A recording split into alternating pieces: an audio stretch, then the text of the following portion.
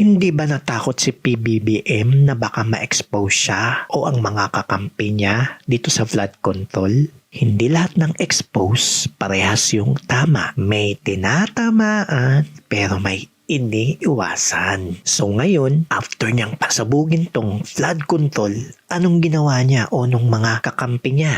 Ito ngayon si Senator Lacson nagpa-release ng statement na may 67 lawmakers daw na contractor din noong 2022 sa sarili nilang project. Tanong ko, bakit hindi 69? Ito namang si PBBM naglabas ng listahan ng mga 15 contractors noong 2022 din na nakamal daw ng 100 billion pesos.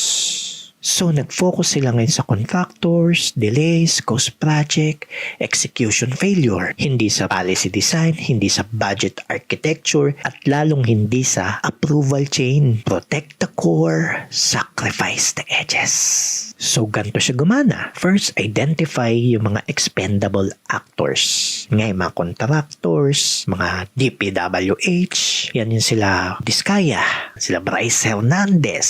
Then, yung mga scapegoat nila o kaya yung mga kalaban sa politika, si Zaldico, sila Jinggoy, Villanueva, si Escudero, Bong Revilla. Then concentrate the blame sa baba lang, downward. Palpak yung execution sa baba. Hindi dapat maabot yung nag-approve ng budget, yung nag-design ng system, yung nag-prioritize ng projects. May napaparusahan pero hindi naabot talaga kung sino yung mga nag-decide sa core. So sample, nangyari na to dati. Pork barrel scam. Sino ang pinuruhan? Si Janet Lim Napoles.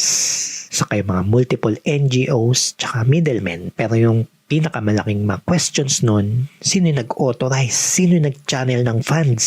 May nakulong, at least nakulong nun si Bong Revilla, Jinggoy, pero nakalaya pa rin eventually. And si Enrile, na sabit din dapat, patanda na daw hayaan na natin. But still, medyo nabago nga yung sistema, pero yung structure, the same pa din. May nasabit, pero yung pinakaugat, hindi nahugot.